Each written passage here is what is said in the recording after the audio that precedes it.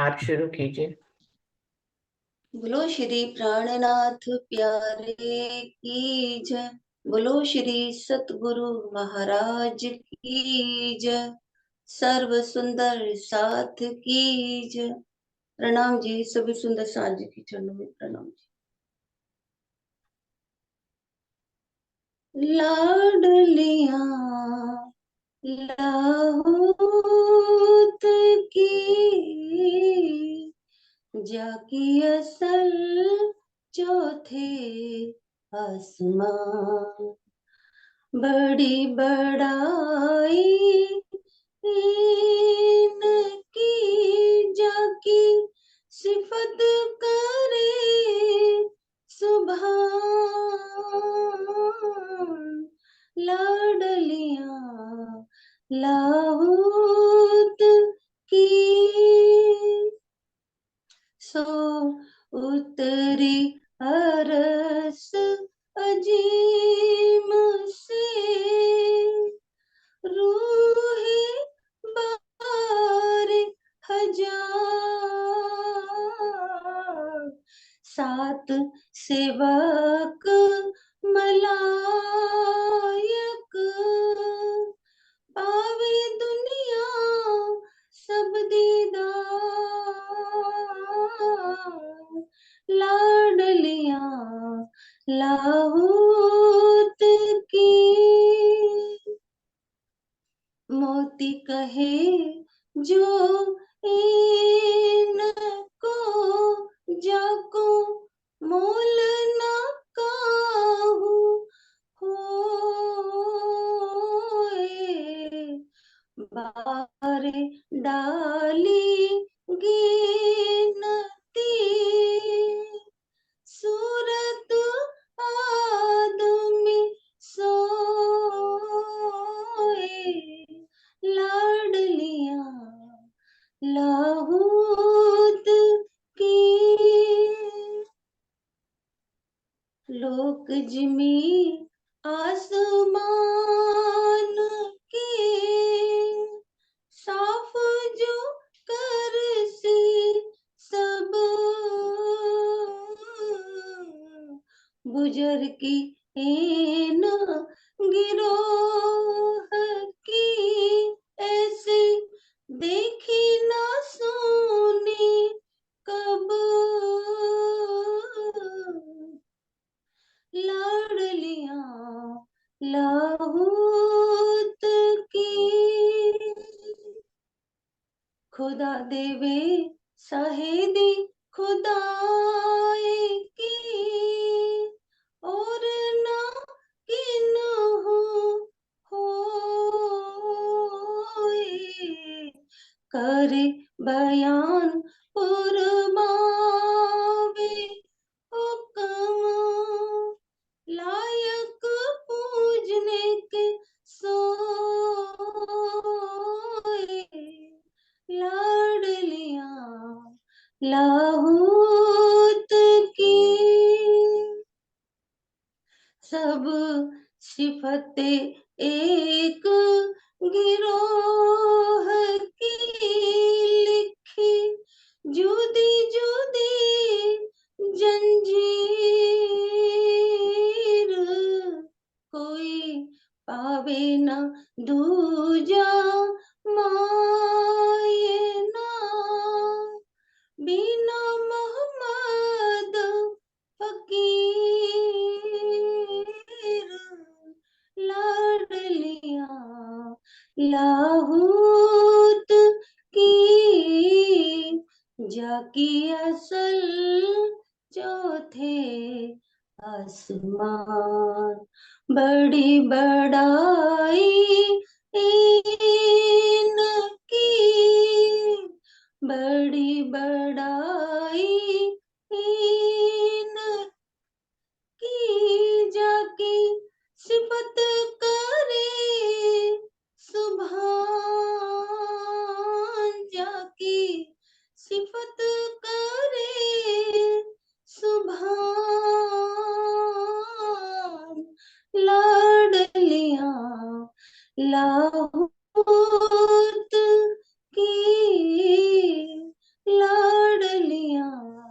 लाहौत की। बोलो श्री प्राणनाथ प्यारे की जय। बोलो श्री सतगुरु महाराज की जय। प्रणाम जी। प्रणाम जी प्रणाम सभी जी। सुन। प्रणाम जी। प्रणाम जी। प्रणाम जी। प्रणाम जी दीदी।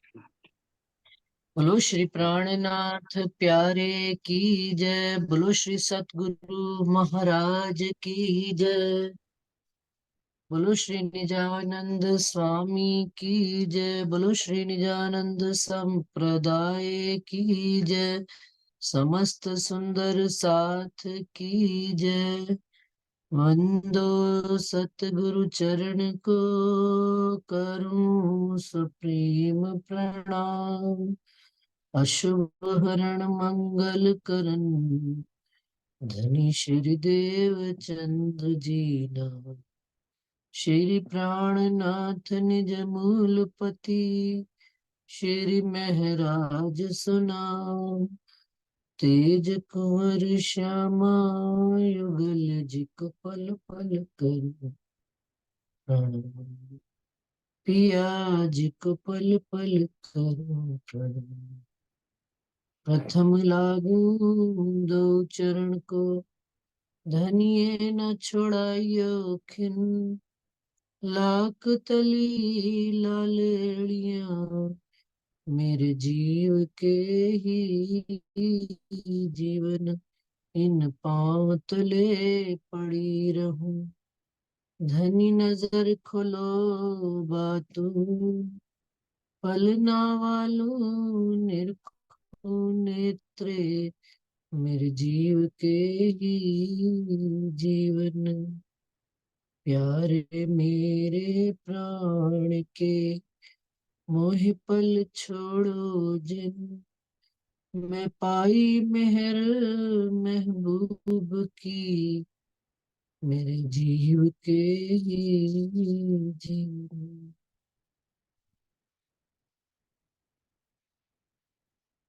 बोलो श्री प्राणनाथ प्यारे की जय। समस्त सुंदर सा जी के चरणों में प्रणाम जी। सुंदर सा जी किरंतन ग्रंथ प्रकरण 70 चौपाई 887 हो चुकी थी। श्री महामति कहे सनमंदी सांभलो, मारा शब्दातीत सुजान। चरण सोचित पूरो बांध जो, जी हाँ लगे पिंड मां प्राण। जी हाँ लगे पिंड मां प्राण। किरंतन आखिर के राग श्री असावरी। लाडलियां लाहूत की, जाकी असल चौथे आसमान। बड़ी बड़ाई इनकी, जाकी सिफत करे सुभान। लाडलियां लाहूत की। लाडलियां किनको कहा गया है? धामधनी के अंग श्यामा महारानी के अंगों के रूप में हम सब सुंदर सात ब्रह्म सृष्टियां बड़े ही लाड में पली हुई अपने धनी की। वो लाडलियां परम धाम की रहने वाली, जाकी असल चौथे आसमान, जिनका अपना मूल ठिकाना चौथे आसमान में नासूत, मलकूत, जबरूत और लाहूत, चौथे आसमान की रहने वाली है। लाहूत की रहने वाली है, परमधाम की। बड़ी बड़ाई इनकी, और इनकी बड़ाई और क्या इंद्रावती जी कहती है, मैं करूं जाकी सिफत करे सुभान। आप धाम धनी अपने अंगों की सिफत, अपने ही रूहों की सिफत, वो धामधनी अक्षरातीत पूर्ण पार ब्रह्म, जो कि संसार को बनाने और मिटाने का काम जिनके हुक्म से होता है, अक्षर ब्रह्म करते हैं। जिनके दर्शन को अक्षर ब्रह्म आते हैं, वो पूर्ण पार ब्रह्म अक्षरातीत धामधनी अपने अंगों की सिफत अपने मुख से स्वयं करते हैं कि उनकी अंगनाएं कैसी होंगी और कैसे इस संसार में आई हैं और क्या करने आई हैं और उनका मुख्य लक्ष्य क्या है। ऊपर सुंदर सा जी आया किरंतन आखिर के किरंतन क्या अर्थ होता है। मुझे तो अभी जो बात समझ में आ रही है कि किरंतन जो वाणी है, जहाँ जगह जगह पर जैसे जैसे जागनी अभियान में धामधनी अक्षरातीत इंद्रावती जी के तन में बैठकर चला करते थे तो प्रकरण उतरा करते थे। तो ये जो किरंतन प्रकरण आखिर का लिखा है, ये पन्ना जी में उतरा।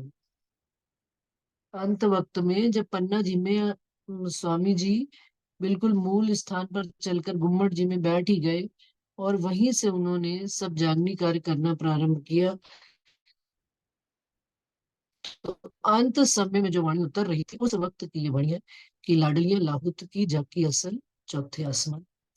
सो उत्तरी अर्श अजीम से रूहे 12,000, साथ सेवक मलायक पावे दुनिया सब दीदार। वो जो पूर्ण बार ब्रह्म ये अंग, हम सब सुंदर साथ राजी महाराज के अंग, राजी महाराज की सुरताएं, राजी महाराज ने अपने ही अंगों को नाम दे दिया है ब्रह्म सृष्टियां, और 12,000 के रूप में इस संसार में अर्श अजीम परम धाम से उतरी हुई है।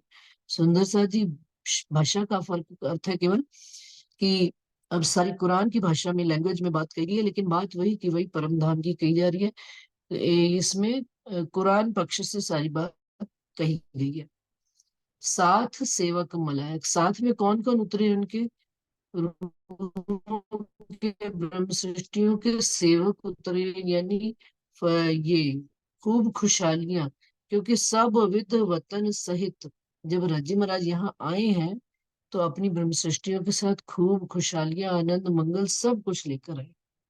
और मलायक फरिश्ते जो आज दिन तक इस संसार में उतरे नहीं थे वो भी राजी महाराज कहते, भाई राजा की रानियां चलती हैं तो राजा और रानी अकेले नहीं चला करते, उनके साथ सब सामान साजो सामान पूरी बारात, सेवक मलायक, आगे भी घोड़े हाथी पीछे पूरी सेना चला करती है। तो राजी महाराज यही बता रहे हैं कि अब उनके अंग उनकी आत्म अंगनाएं दुल्हन ने इस संसार में उतर रही है।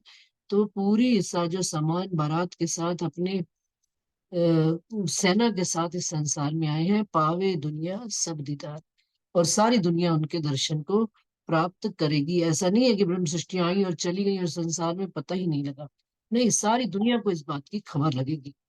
भांति बात के जैसे नरेंद्र मोदी ने जयपुर आना हो प्राइम मिनिस्टर ने, तो उनके आने से पहले सप्ताह भर पहले जितने तरह के अखबार छपते हैं सब में सूचना आनी शुरू हो जाती है कि प्रधानमंत्री फला तारीख को जयपुर में पहुंचेंगे, वो यहाँ आकर ये काम करेंगे, फिर वो यहाँ आकर इन लोगों से मिलेंगे, उनकी समस्याएं समाधान करेंगे, आम जनता से मिलेंगे। सारा उनका जो आने वाले दिन का रूटीन, जिस दिन उन्होंने जयपुर में आना होता है तो उनके 2 दिन का रूटीन पूरा का पूरा प्रोग्राम वेल सेटअप प्रोग्राम अखबारों में छप जाता है कि यदि हमको भी कोई समस्या और हमें मिलना हो तो आम दुनिया वालों से मिलने के लिए उन्होंने ये समय रखा है। अच्छा, कुछ और किसी के संबंध से अपन किसी के वाया रूट जाके मिलना चाहते हैं, उन लोगों से बड़े लोगों से इस तरह से समय रखा है मिलने का। सेक्रेटरीट में उन्होंने जो अपनी सारी स्टेट लेवल की मिनिस्ट्री के साथ बैठक रखी है वो इस समय रखी है। कहने का तात्पर्य ये है सुंदर सा जी, अगर एक देश का प्राइम मिनिस्टर का प्रोग्राम पूरा सुबह से लेकर प्रातः काल 6 बजे से लेकर रात्रि तक का डिसाइड है, तो वो पूर्ण पार ब्रह्म अक्षरातीत अपनी अंगनाओं के साथ इस ब्रह्मांड में आ रहे हैं, तो उनका भी पूरा 7 दिन का प्रोग्राम फिक्स है, तय है, लिखा हुआ है, और सारे संसार को उन्होंने बताया हुआ है। भांति भांति की अखबारों में उन्होंने सूचना दी हुई है। अब वो अखबारें कौन कौन सी हैं, जो फरिश्ते आए हुए हैं अक्षर ब्रह्म के 5 फरिश्ते, उनके माध्यम से भांति भांति के वेद पक्ष में उन्होंने गवाहियां दी हुई हैं। अब इस प्रकरण में वो कतेब पक्ष में यानी कि कुरान में कैसे कैसे गवाहियां दी हुई हैं इस बात का वर्णन चल रहा है। मोती कहे जो इनको को मोल न काहू होए, 12 डाले गिनती सूरत आदमी सोए। अब इनको क्या कहा गया है? इस संसार में सबसे श्रेष्ठ मोती को ही कहा, और इसका इतनी मतलब वैल्यू होती है कि मोती का मोल नहीं लगाया जा सकता, जो ओरिजिनल मोती होता है, जो असल में सागर के अंदर से गहराई से निकाल के लाया जाता है, तो उसको मोती का, वो कहते हैं कोई मोल नहीं है संसार में। और इन मोतियों की संख्या राजी महाराज ने कितनी डाली है? 12 डाली गिनती, 12,000 कहा गया है। और किस सूरत में आ रहे हैं ये मोती? जो इस संसार की प्रकृति के अनुसार से मनुष्यों को सूरत दी गई है, राजी महाराज बता रहे हैं कि उन मनुष्यों के अंदर ये 12,000 ब्रह्म सृष्टियां उतर रही हैं। आवेश स्वरूप में, सुरता स्वरूप में, ख्याल स्वरूप में, आप उसको जैसे भी समझ सकते हैं। मोमिन बड़े मरातबे, नूर बुलंद से नाजिल, इनो काम हल सब नूर के, अंग इश्क के भीतर। अब मोमिनों का बड़ा मरातबा है, बड़ी शान और शौकत है, वो साधारण आम जीवों जैसे नहीं है। और कहाँ से उतर रहे हैं? परम धाम से, नूर बुलंद से नाजिल। जिस परम धाम की खबर आज दिन तक दुनिया को खबर ही नहीं थी, दुनिया में बताए पता भी होते हुए भी किसी को कहाँ पर घटा लेते थे, बैकुंठ कोई परम धाम कह लेते। लेकिन असल परम धाम से उतरने वाले मोमिन बड़े ही, इनका बड़ा ऊंचा मरतबा है। कहते ने उच्चियां ना लाइयां तेरी, ऐसी ये उच्चे बंदे है, ये राजे महाराजे है, महारानी है, इनको मिलने भी जाना हो ना, तो कहते हैं बड़े अदब से जाया जाता है। आज भी हम देखते हैं जो महारानी गायत्री देवी के परिवार से लोग होते हैं, उनका चाल चलन उठना बैठना बिल्कुल आम जीवों से अलग होता है। और उनसे मिलने जब कभी मौका लग जाए, तो उनको देखो, उनकी जो चाल हाल, उनका कौल फैलाल बिल्कुल जुदा होते हैं आम संसार के लोगों से। एक स्टैंडर्ड होता है उनकी लाइफ का। तो वो कहते हैं ये ऐसे ही मोमिन बड़े मरातबे, मोमिनों का मरातबा बड़ा ऊंचा, बड़ा ऊंची इनकी चाल ढाल है। क्यों? क्योंकि ये परम धाम से उतरे हैं, और इनके काम हाल सब नूर के, सब नूर ही नूर के बने हुए, नूर से ही करते हैं, इश्क में ही डूबे हुए हैं, और अंग इश्क के भीगे। और इनके सारे अंग इश्क के ही बने हुए हैं, और इनका काम हाल भी सब इश्क वाला है, संसार की गति से न्यारा है। संसार में ये चाल चली ही नहीं जाती। मोमिन जो चाल चलते हैं वो संसार से बिल्कुल जुदा चाल चलते हैं। साल 9 से 90 मास नव, हुए रसूल को जब, रूह अल्लाह मिसल गाजियों, मोमिन उतरे तब। साल 990 मास नव, रसूल साहब को, मोहम्मद साहब को इस संसार में उतरने के बाद 990 साल जब हो गए, और उन्होंने कुरान उतारी, उसके 990 साल बाद कब कौन उतरे? रूह अल्लाह, आप श्यामा महारानी, मिसल गाजियों, मर्द मोमिनों की गाजी मतलब मर्द, मोमिनों की जमात के साथ रूह अल्लाह श्यामा महारानी इस संसार में उतरी हैं। पूरे 1,000 वर्ष में के बाद, 990 वर्ष के बाद, 10 साल कम, रूह अल्लाह उनकी पूरी एक सदी बीत गई। मोहम्मद साहब की जाने के बाद पूरी एक सदी बाद, 10 साल कम में रूह अल्लाह श्यामा महारानी और अपने मोमिनों के साथ इस संसार में उतरे हैं। उनकी खबर पहले 1,000 वर्ष पहले दे दी गई सुंदर साथी, कि कौन आने वाले हैं। अभी कहा ना, अखबारों में सूचना दे दी जाती है, तो कुरान में भी रज्जी महाराज ने अपनी ही सूरत अक्षर ब्रह्म के द्वारा, हुक्म के स्वरूप के द्वारा, उन्होंने ये सारे संदेश दिलवा दिए कि 1,000 वर्ष बाद कौन आने वाले हैं? रूह अल्लाह मिसल गाजी अपने मोमिनों के साथ इस संसार में आने वाले हैं। औलिया लिल्ला दोस्त जाके हृदय हक सूरत, बंदगी खुदा और इनकी बीच नहीं तफावत। और जिनको कुरान में औलिया करके कहा गया, लिल्ला करके कहा गया, अल्लाह ताला के दोस्त करके कहा गया है, जिनके हृदय में हक की सूरत बसी ही हुई है, बसानी नहीं है, वो लेकर ही मूल तन से अपने आए हैं, उनके उनकी खुद उनकी बंदगी, यदि इन मोमिनों की हम बंदगी कर लेंगे, और खुदा की मोमिन बंदगी, और अल्लाह ताला की बंदगी, यानी अल्लाह ताला को याद करना, राजी महाराज को याद करना, या उनके मोमिनों की संगत में बैठना, उनके मोमिनों की लीला को याद करना, बीच नहीं तफावत। इन दोनों की बंदगी के बीच में बिल्कुल तफावत नहीं है। यदि आपने मोमिनों को याद किया, मोमिनों की संगत में बैठे, और धनी की संगत में, एक समान कही गई। क्यों? क्योंकि ब्रह्म सृष्टि ब्रह्म समान।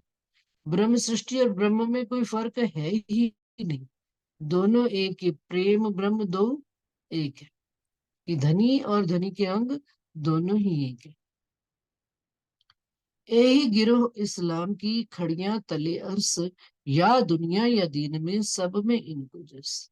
इसी गिरोह को निजानंद संप्रदाय का कहा गया, और यही कहाँ खड़ी है? अर्श में, धनी के चरण कमल में खड़ी हुई है।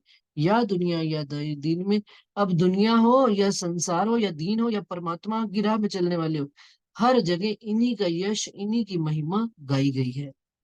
लोक जिमी आसमान के, साफ जो करसी सब, बुजुर्गी इन गिरोह की ऐसी दिखी देखी सुनी न कब। अब संसार में, या आसमान से, या पाताल में, कहीं पर भी रहने वाले लोग हैं, ये सारे इन ब्रह्म सृष्टियों के वास्ते, इन ब्रह्म सृष्टियों के कारण अखंड मुक्ति को प्राप्त करेंगे। और इन्हीं, इस गिरोह की ही इतनी बड़ी बुजुर्गी है कि वो आएंगे तो सारी दुनिया वालों को बख्शीश देकर जाएंगे। क्या बख्शीश? क्या देखी रे हम दुनिया, जो करी ना इनो अखंड। और इनको साफ किया जाएगा। साफ करने से क्या? सारी दुनिया आदि से लेकर अनादि तक, आज से लेकर आदि काल से लेकर, अपनी इस 14 तबक में उलझे पड़े थे, माया में उलझे पड़े थे, अपनी गुण इंद्रियों में उलझे पड़े थे, उन्हें पाक साफ और गंदगी का पता ही नहीं था।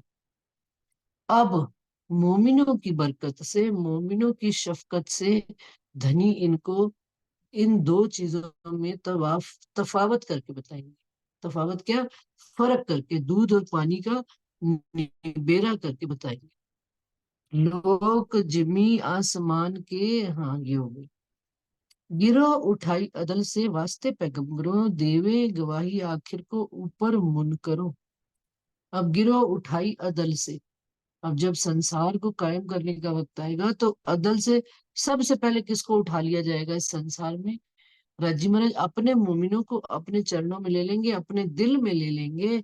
और जो पैगंबर उनके साथ आए हुए हैं, वो पैगंबर सारे संसार को गवाही देंगे कि देखो, पूर्ण पारब्रह्म अक्षरातीत और उनके अंग श्यामा महारानी और उनकी रूहें इस संसार में आई थी, और तुमने पहचान नहीं करी। देवे गवाही आखिर को ऊपर मुनकरो। मुनकरो का, मुनकर जो बेईमान लोग होते हैं, जिनके अंदर ईमान नहीं होता परमात्मा के प्रति, कभी इधर कभी उधर मुनकरी करते रहते। एक मुनाफक, एक मुनकर, तीन तरह के लोग कहे गए हैं, मोमिन, मुनकर और मुनाफक। मुनाफक तो क्या हो गया कि भाई बिल्कुल ही अलग होकर बैठ गए, आस्तिक और नास्तिक। लेकिन मुनकर कैसे होते हैं? बीच वाले लोग होते हैं, इधर भी और उधर भी, दोनों तरफ। तो कहते हैं उन सब को धनी ये बात बताएंगे कि, और जो कौन बताएंगे? पैगंबर। जो धनी ने रूहों के साथ ही आए सेवक मलायक, जो ऊपर पड़ी थी ना बात, कि साथ में उनके सेवक और मलायक सब आए हुए, यानी पैगंबर आए हुए बड़े बड़े, वो सारे पैगंबर इनकी गवाहियां देंगे, और संसार में सबको बताएंगे कि देखो, पूर्ण पारब्रह्म अक्षरातीत के अंग तुम्हारे साथ रहते थे, तुम्हें उनकी खबर ही नहीं लगी। करे इमारत भिष्ट की, कोशिश सिफत कामिल, देवे खुशखबरी खुदा तिनको, जिनके नेक अमल। अब क्या बनाई जाएगी? बहिश्तें बनाई जाएंगी। बहिश्तें क्या? अखंड मुक्ति का स्थान बनाया जाएगा, और उनमें स्टैंड कैटेगरीज बनाई जाएंगी। First, second, third, fourth, fifth, six, seventh, 8 बहिश्तें बनाई जाएंगी, और उन 8 बहिश्तों में उनके हिसाब से सारे संसार को अखंड मुक्ति दी जाएगी। लेकिन कोशिश सिफत कामिल, और सारी दुनिया उस विश्व को प्राप्त करने की कोशिश करेगी, पर खुदा अल्लाह ताला स्वयं आकर ये खुशखबरी उनको देंगे कि तुमको अल्लाह ताला ने अपनी पहली बहिश्त के लिए चुना है, दूसरी बहिश्त के लिए चुना है, तीसरी के लिए चुना है। किनको? जिनके नेक अमल, जिनके अमल, जिनकी रहनी, जिनकी चाल साफ सुथरी होगी, श्रेष्ठ होगी, और जो जमाने से, आदि काल से इंतजार कर रहे हैं कि वो अल्लाह ताला अपनी रूहों के साथ आए और हम उनके दीदार करें। तो कहते हैं जिनके नेक अमल होंगे। अमल, नेक अमल का क्या मतलब? जो अल्लाह ताला की ओर, उनकी तरफ फिदा होंगे, उन पर, उनकी राहों पर चलने में कभी भी कुर्बानी देने में संकोच नहीं करेंगे, शुद्ध पाक साफ होंगे। ये उन जीवों के लिए बात आ रही है जो जीव सदियों काल से अल्लाह ताला के आने की इंतजार कर रहे हैं, उनकी फिक्र में गुफाओं में बैठे हुए हैं। और वो ऋषि मुनि भी जो है सारे, और बड़े बड़े पैगंबर, जो पीर पैगंबर हैं मुसलमानों में, उनके लिए भी बात कही है। गिरो बनी इसराइल जित मोहम्मद पैगंबर, जिन कौल मकसूद सबन के सो बीच इन आखिर। बनी इसराइल की गिरोह में आप, अब ये बनी इसराइल कौन है? ये कुरान में जो सबसे पहले पैगंबर हुए, उनके, उनको इसराइल कहा गया, और उनके पुत्र के रूप में इमाम मेहंदी आखिरी पैगंबर के रूप में इस संसार में जब आएंगे, तो जिन कौल मकसूद सबन के सो बीच इन आखिर, उन्होंने जो कौल किए थे, जो वायदे किए थे, वो अंत में आकर आप स्वामी श्री प्राणनाथ जी उन सब वायदों को पूरा करेंगे। और वो दुनिया वाले मुसलमान, देखिए सुंदर साथ जी, इमाम मेहंदी की खोज में लगे हुए हैं कि आएंगे आएंगे इमाम मेहंदी पूर्ण पार ब्रह्म। लेकिन उनको वो पता तो है कि आना है, लेकिन कहाँ आना है, कैसे आना है, किन के बीच में आना है, हिंदुओं के बीच में आना है, ये बात तो मानने को ही तैयार नहीं है। क्योंकि सारी बात इशारतों में और बातून रूप में लिखी गई कि मगरब से हो गया है सूरज, इमाम मेहंदी आए हुए हैं। मगरब क्या, पूरब से। उन्होंने ये तो बात पढ़ ली कि पूरब से, पश्चिम से सूरज उगेगा, सॉरी, पूरब से नहीं, पश्चिम से। लेकिन अब वो क्या इस बात को जाहिरी में ढूंढ रहे हैं कि सूरज पूरब की बजाय पश्चिम से उगेगा। लेकिन इसका बातून अर्थ में क्या है सुंदर साथ जी, कि पूरब में अरब था जहां पर मुसलमान हुए, और पश्चिम में हिंदू है।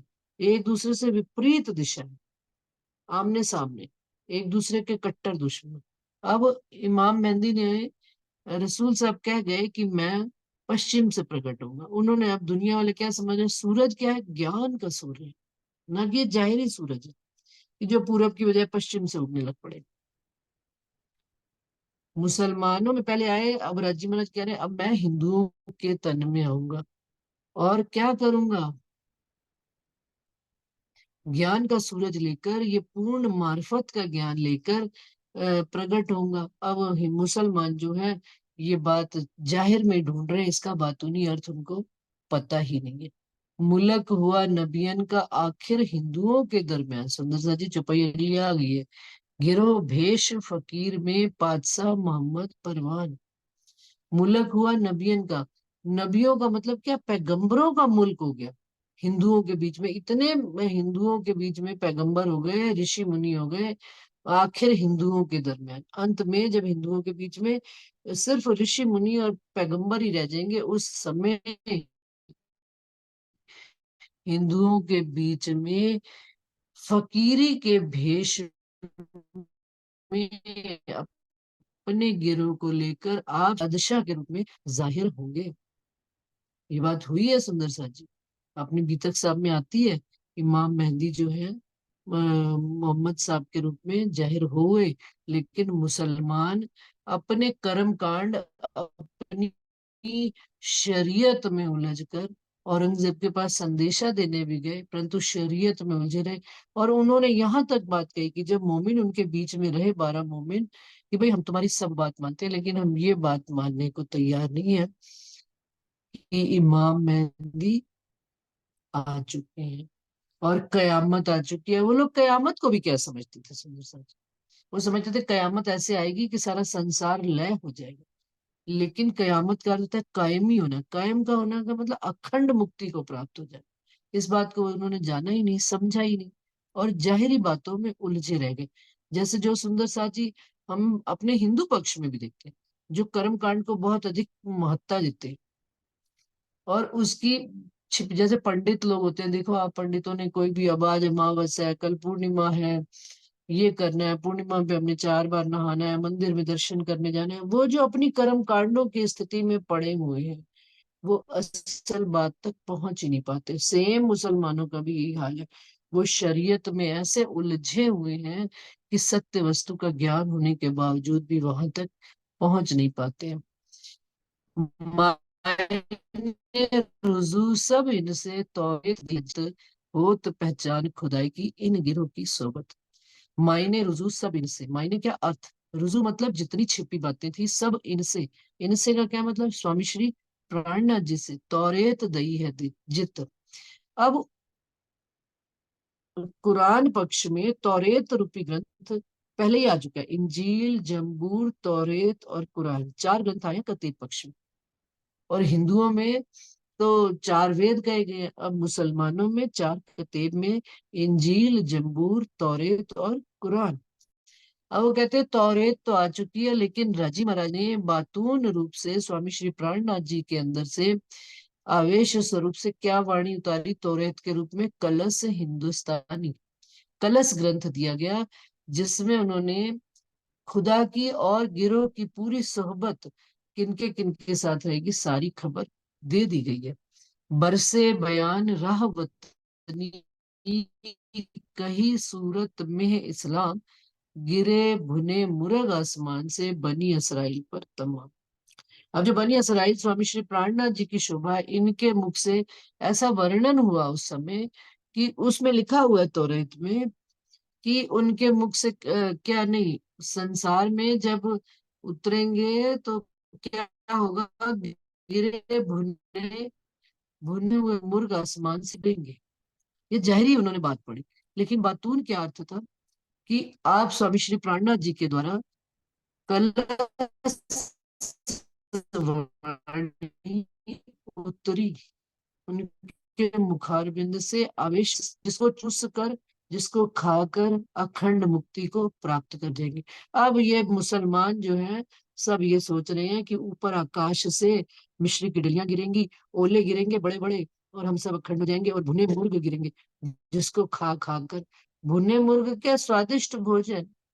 अब आत्माओं की खुराक क्या है, सुंदर सी, आत्माओं की ब्रह्म सृष्टियों की खुराक ये है कि उनको उनके धाम धनी बच्चों का बात उन्होंने कही, बरसे बयान राह वतनी, परमधाम की राह पर चलने वालों के लिए में बारिश हुई इस्लाम निजानंद संप्रदाय में, किसकी सूरत, अल्लाह ताला की सूरत की बरसात हुई, उनकी खबर हुई, उनकी राहों पर चलने का मार्ग प्रशस्त हुआ, और कलश ग्रंथ उतरा।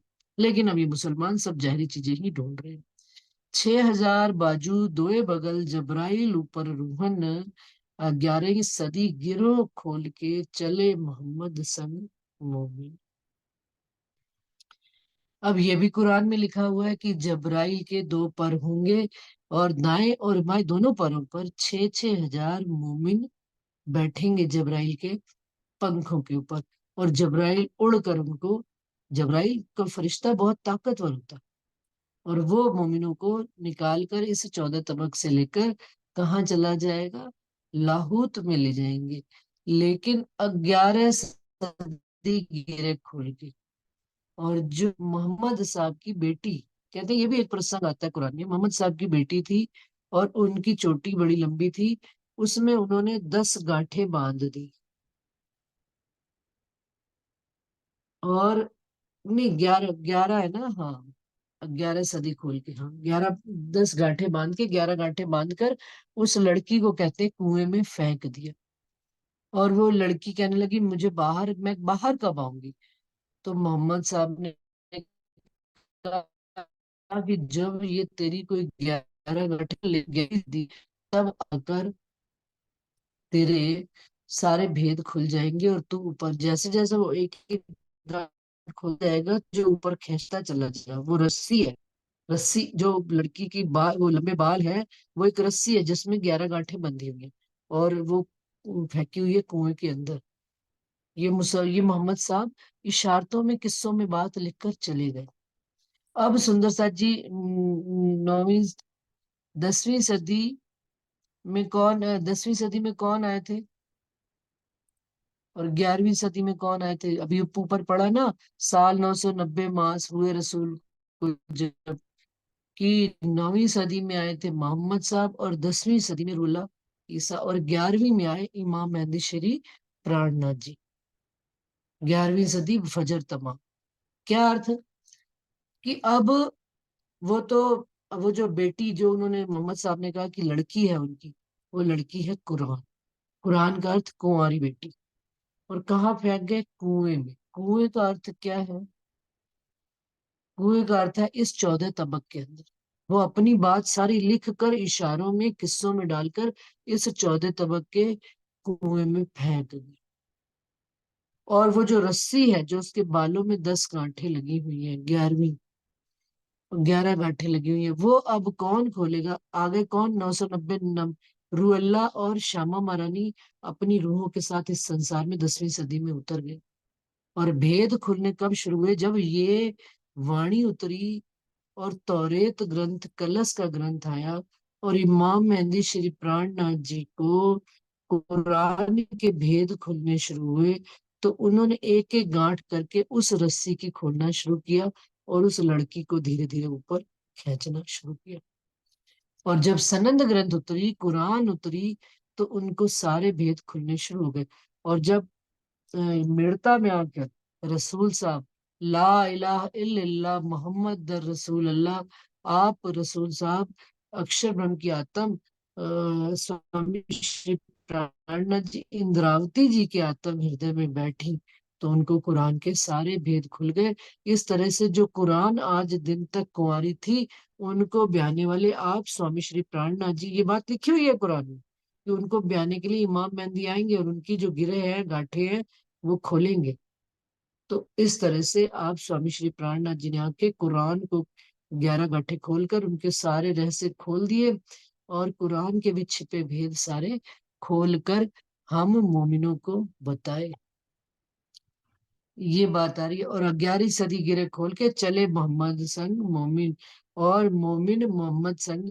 आप मोहम्मद कौन? जिसकी सिफत शब्दों में बयान ना हो सके। मोहम्मद स्वामी श्री प्राणनाथ जी के लिए भी शब्द इस्तेमाल हुआ है कि उनके संग मोमिन इस संसार में जाहिर होकर चले। खुदा देवे साहिदी खुदाई की, और न किन्हु होए, करे बयान फरमावे हुक्म, लायक पूजने के सुर। अब इसको क्या कहते हैं? कि खुदा की साहिदी, कोई भी और कोई फरिश्ते चाहे कि खुदा ऐसा है वैसा है बता तो सकते हैं, लेकिन खुद खुदा आकर अपनी पहचान इस संसार में स्वयं देगा। ये बात सारे वेद कतेब ग्रंथों में लिखी हुई है, ये बात और कोई कर ही नहीं सकता। और ये कुरान में स्पेशल लिखी हुई है कि खुदा स्वयं आएंगे, अपनी पहचान लोगों को देंगे, और क्या क्या करे बयान। और बयान तो वो खुद करेंगे, लेकिन कहेंगे क्या? अल्लाह ताला के हुक्म से ये बयान मेरे से हो गया है, लायक पूजने के सोए, वही पूजने के लायक होगा। ये अल्लाह ताला की पहचान बताई गई है कि जिस तन में वो आएंगे, वो स्वयं अपनी पहचान कराएंगे और कहेंगे ये काम तो सब हुक्म का है, उनका हुक्म मेरे से करवा रहा है। और वही लायक पूजने के, वही आदम सूरत क्योंकि सूरत किसकी होगी? इस प्रकरण में रहस्य क्या है? सुन